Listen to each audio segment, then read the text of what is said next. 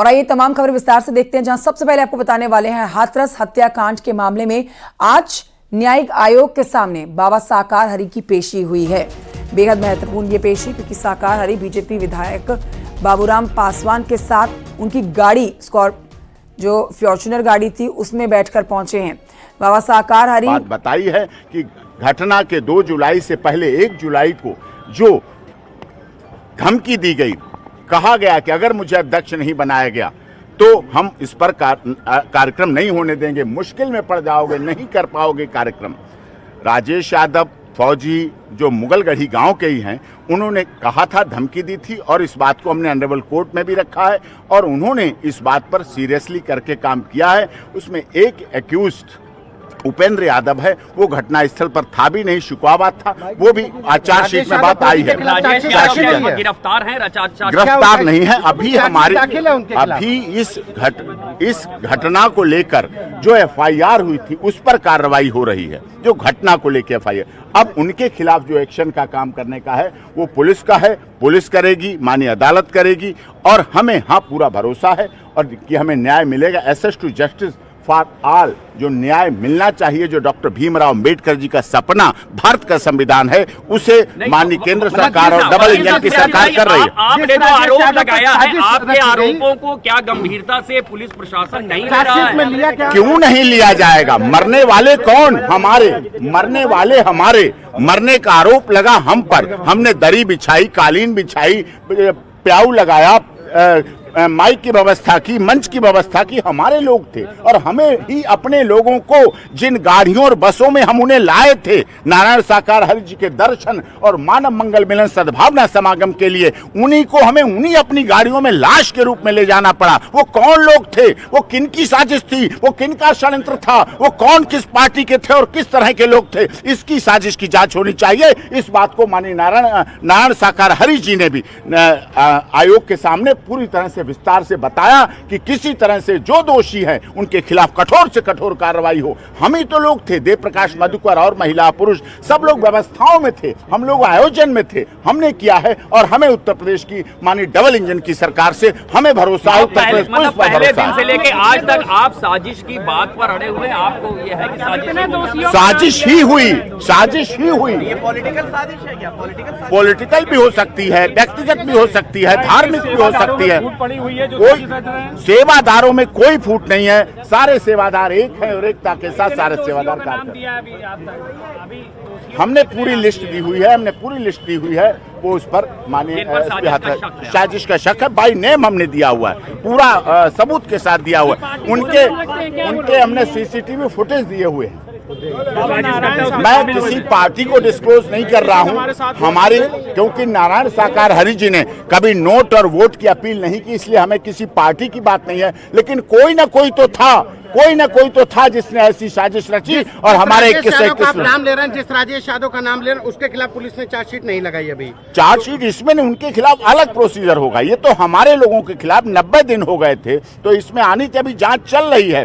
माननीय एसपी हाथरस साहब ने कहा है, एसपी साहब ने, कि अभी जांच चल रही है, उस एंगल से भी जांच होगी, विवेचना चल रही है। मान लिया जो आपके शब्द हैं, वही भोले बाबा के शब्द है।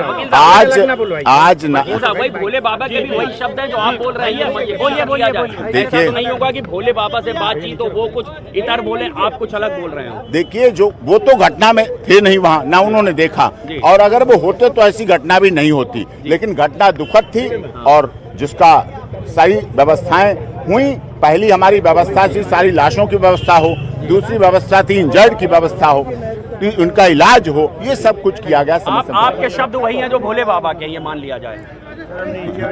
अब शब्द तो शब्द कहिए आप लोग।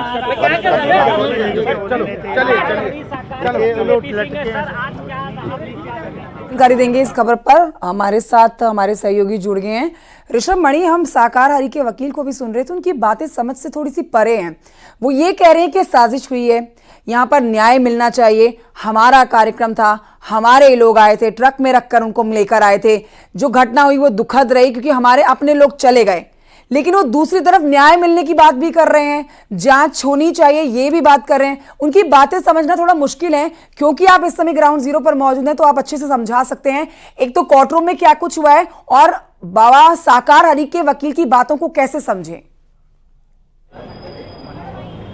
देखिए, न्यायिक आयोग उत्तर प्रदेश सरकार ने बना दिया था। रिटायर्ड जस्टिस ब्रजेश कुमार श्रीवास्तव उसके अध्यक्ष है, हेमंत राव रिटायर्ड आईएएस हैं, वो उसमें है, रिटायर्ड आईपीएस है जो डीजी इंटेलिजेंस रह चुके हैं भावेश कुमार सिंह, वो भी इस न्यायिक आयोग के सदस्य हैं। न्यायिक आयोग ने 7 तारीख से ही अपना घटना के बाद से 7 जुलाई से अपना काम शुरू कर दिया था। जो पुलिस अफसरान थे उनके बयान लिए थे, जो 11 आरोपी हाथरस जेल में बंद थे उनके बयान लिए गए, और अब आज जो भोले बाबा हैं उनके बयान न्यायिक आयोग में दर्ज हुए हैं। हालांकि भोले बाबा ने तो मीडिया से कोई बयान नहीं दिया, कोई बातचीत नहीं की है, लेकिन उनके जो वकील यहां पे आए हैं उन्होंने ये कहा है कि भोले बाबा ने न्यायिक आयोग से ये कहा है कि साजिश के तहत वो पूरा घटनाक्रम हुआ, इस साजिश का खुलासा होने चाहिए। उन्होंने कुछ नाम भी बताए हैं, एक नाम वकील साहब ने भी हम लोग के सामने राजेश यादव का बताया। इनका कहना है एक साजिश के तहत इस पूरी वारदात को अंजाम दिया गया जिसमें 121 लोगों की मौत हुई है।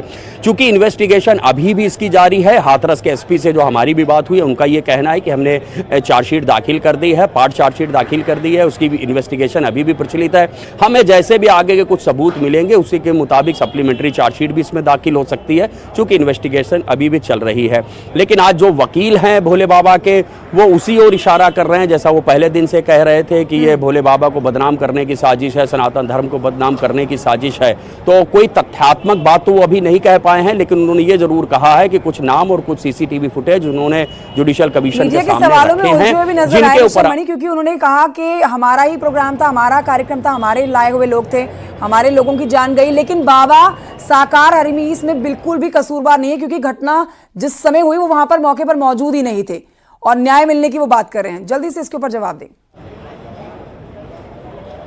हाँ बिल्कुल, देखिए आप एक चीज साफ हो जाती है, 121 लोगों की मौत होती है, लेकिन बाबा को एफआईआर में आरोपी नहीं बनाया जाता है। जाहिर सी बात है, जब आरोपी नहीं थे तो चार्जशीट में उनका नाम कैसे होगा। और आज जब वो जुडिशियल कमीशन के सामने यहाँ पर बयान दर्ज कराने आए, मैं अपने कैमरा पर्सन से कहूंगा जरा दिखा दें। ये राजधानी लखनऊ का सबसे व्यस्त बाजार है, हजरतगंज का जनपद। इस पूरे बाजार को बंद करा दिया गया था, 1 बज रहा है और इस बाजार को बंद करा दिया गया था। ठीक इसके पीछे जो दारुल शफा का इलाका है वहां पर विधायकों का निवास है, आवास है, और ठीक बगल में भाजपा का दफ्तर है, विधानसभा है।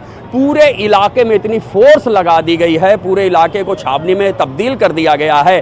तो आप इसी से समझ सकते हैं कि भोले बाबा का कद कितना बड़ा हो गया है, जिस लिहाज से, जिस हिसाब से यहाँ पर तैनाती की गई। तो और अब बात कर लेते हैं जो उनके बयान की, क्योंकि जो पुलिस की इन्वेस्टिगेशन है उसमें भी अभी कहीं से भी भोले बाबा के ऊपर उंगली नहीं उठाई गई है। और आज जो जुडिशियल कमीशन के सामने उन्होंने बयान दिया है, जैसा उनके वकील साहब ने यहाँ पर बताया है कि उन्होंने साजिश का अंदेशा जताया है, कुछ लोगों के नाम सीसीटीवी फुटेज भी दिए हैं। बिल्कुल, तो अब देखना होगा कि ये जांच किस तरफ साजिश की तह तक जाना जरूरी है, न्याय मिलना जरूरी है। ऋषभ